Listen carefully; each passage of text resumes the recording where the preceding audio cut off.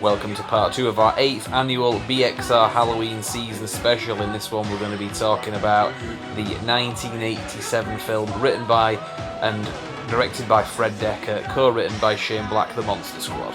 Right, so yesterday's show we were talking about Night of the Creeps by Fred Dekker, directed by Fred Dekker, and in this one it's kind of a part 2 video to that really. We're talking about The Monster Squad, which was his next film. We painstakingly recreated our outfits from yesterday. We have not just recorded these back to back. Yeah, oh, absolutely, yeah. I stink. I'm wearing the same shit, but yeah. So Monster Squad, pretty good film. It's kind of like an Avengers of like the Universal horror monster movies, but not, because they couldn't use the names Dracula and Frankenstein and the Creature from the Black Lagoon and Wolfman. So that is luckily they were kind of like how to put it, like kind of iconic enough. I think they were able to get outside of the kind of copyrights. It's like, well, you can't really copyright a vampire. You can't really copyright a werewolf. Like, that's how they got around it. Yeah. What did it was? It wasn't werewolf. It was called Wolfman, wasn't it? And how do we remember that? The tougher man's got nards. Oh yeah, Buff knows all about that. Yeah, he's not happy, isn't Buff?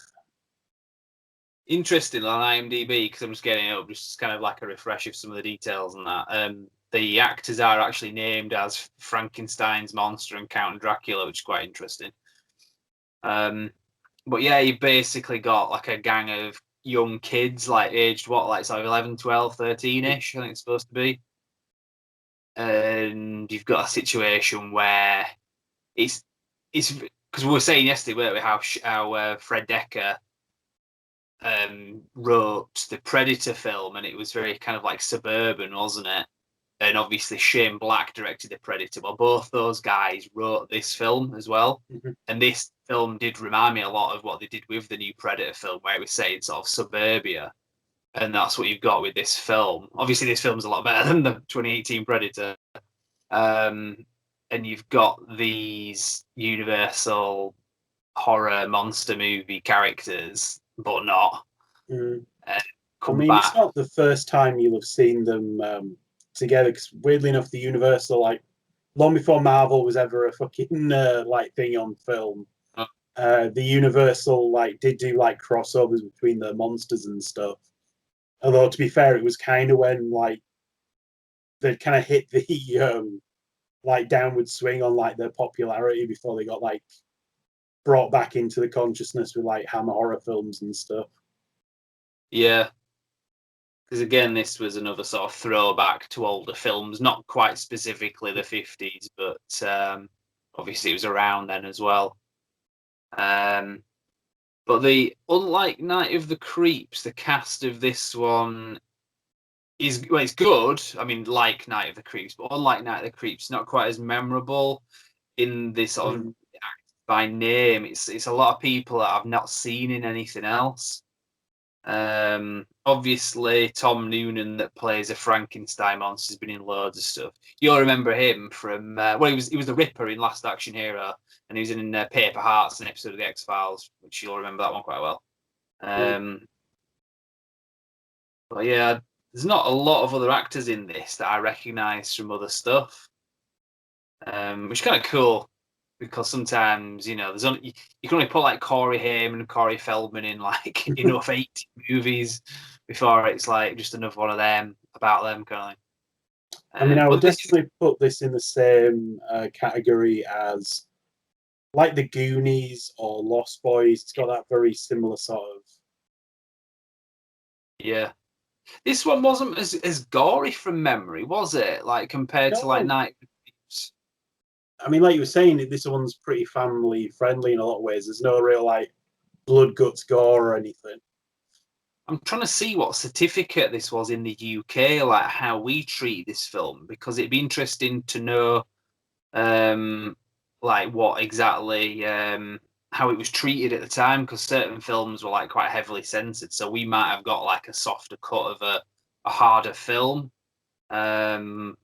It's not really saying on here what I'm looking at, but the Blu-ray that I've got of this, I had to get this imported, as you can sort of tell looking at this. If you do want to get this film on Blu-ray, you can get this version. It plays fine. There's no forced subtitles. There's no audio issues, that kind of thing, and the quality is very good as well. Sometimes when you get foreign Blu-rays, the standard of high definition in other countries, it could just be like a DVD rip.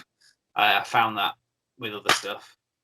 Yeah, I think I did something similar with was it People Under the Stairs? I think my copy of that was like, I got it off a stall or something. It was like definitely like the foreign like version of it, but it played just fine. Yeah. Yeah, well, I think the People Under the Stairs, that had a it has an Arrow release as well. That's a good one. Well, yeah, I'm this pretty one, sure it wasn't out from Arrow at that point, because I hadn't even heard of Arrow at that like stage. yeah. But yeah, this one, the extra, it's got like an actual documentary that's like almost as long as the film itself. So I think I watched that a while ago. But yeah, definitely entertaining. Like I say, I'd recommend this film along with Night of the Creeps, maybe back to back, if you ever wanted to have like a sort of Halloween like night in for Halloween. Watch these two films. Night of the Creeps, obviously, the last one we talked about. Then again, never suggest that to Topher. He might mishear you and thinks he wants a bear back. I don't get the reference there. Oh, back to back, yeah. That's stretching it. But it's funny. Well, because yes, we've never stretched a thing for a Topher joke. I think you find that the turf would be the beast with two backs. Oh no, that would be another one. Yeah. But, yeah, I put this kind of on a shelf with stuff like weird science that I was really kind of like aware of when like I was a kid, but for some reason I never actually got around to seeing. Yeah, Weird Science is good. We were gonna talk about that possibly, but it's not really horror or even scary. But like you It's say, just my weird way of like classifying. It's like I just remember them like both being like things like I was really familiar with, like people would talk about them and stuff, and it's like, oh yeah, I should probably see those sometime, and just never got around to it. yeah, I'm just gonna turn the sound off on my phone because I'm getting loads of messages come through. But yeah, there's that. Like you said, Goonies as well. I never actually thought about that, to be honest. Which is another one with one of the Coreys, not the Core, but the Coreys was in that as well. Another sort of 80s thing. But yeah, Shane Black co-wrote this as well because he did a lot of writing for things in the 80s and that, like original Predator and Lethal Weapon and so on. So pretty good like talent behind it in that sense. Obviously, he's kind of been a bit hit and miss over the years. Even Iron Man 3 as well, you can see it a little bit with. I mean, I like Iron Man 3. I really like Iron Man 3 more than like most people do. But that has another kind of like suburban kind of setting. It's either Christmas or suburbia, isn't it? With Shane. Or both combined. Yeah, which he did. I think we did that with Iron Man 3. But he does it really well, I think. It really just kind of make you like feel like this is actually set in that kind of thing, like Stand By Me as well as a little bit of that, because I think in this they have like a tree house, don't they, that they hang out. Is it a tree house or is it just like? Yeah, no, it's a tree house. Yeah, and they kind of hang out in that, and obviously the Frankenstein's monster character, but not, is like a good guy in this, isn't he? Because the little girl manages to capture his heart or whatever, and he becomes friends with him. And it's kind of like sad, isn't it? At the end, like when there's like a whirlwind in there at the end, and like stuff's getting sucked into it, and he's kind of like kind of in ash gets sucked. Oh wait, no, that's another film. Yeah, it is similar to that too, but a similar effect. But yeah, how do you make it stop? Yeah. But yeah, beyond that, not much else to say really. Like I say, definitely one that I'd recommend and a lot of fun to watch, and one that slipped me by. I didn't even know about this film until last couple of years or last few years.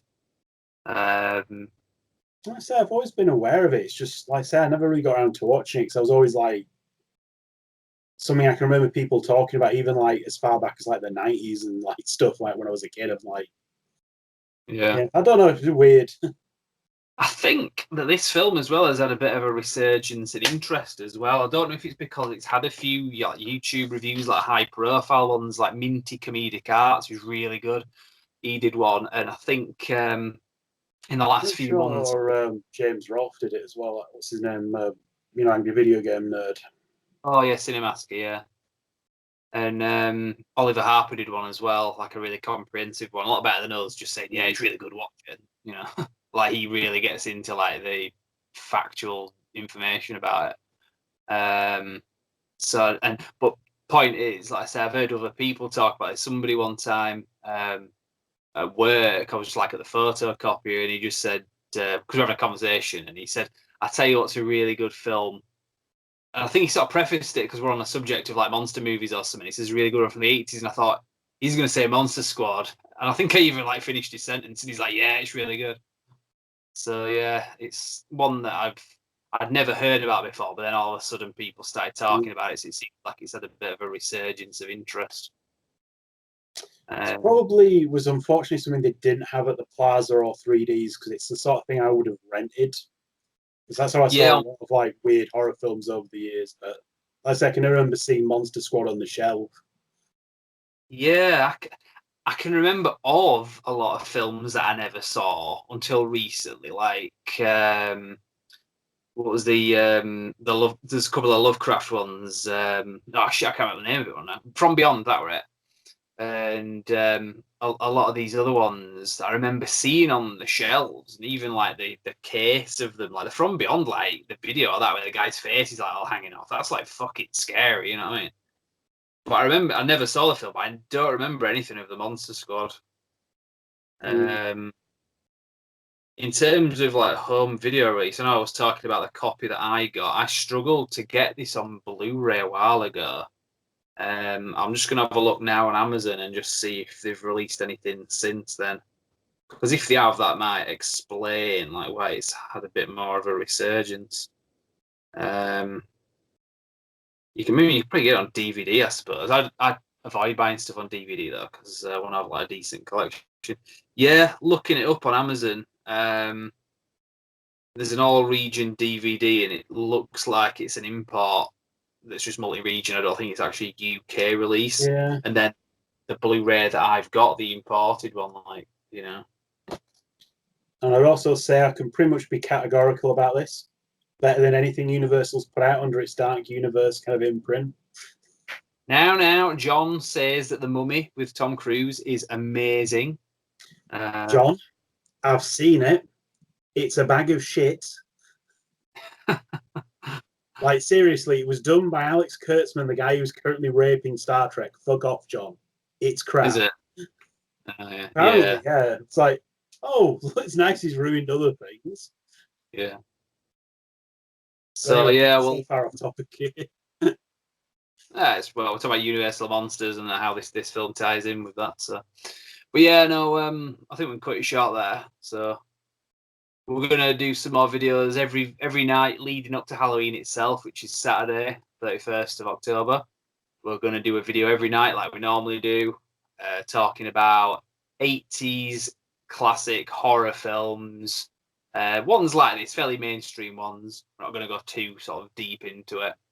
But obviously we'll just launch a video every night until Halloween itself. So we're not going to say what we're going to do. We're just going to do it, and then obviously that's us for another year. So anything else to throw in before we cut this short? No, I'm good. Right. Well, right. That's everything. Bro Next Reviews, and we will see you next time.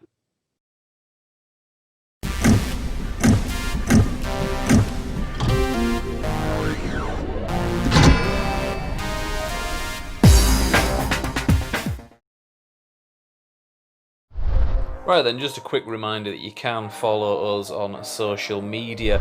Obviously the channel exists on YouTube, we've been going strong since 2013. But we also have presence on Facebook as well, where we occasionally post updates and news on there. We also have Instagram. We don't really use it quite as much, but you can always follow us there if you're desperate. But beyond that, Brandex Reviews, news reviews and retrospectives coming out of the UK.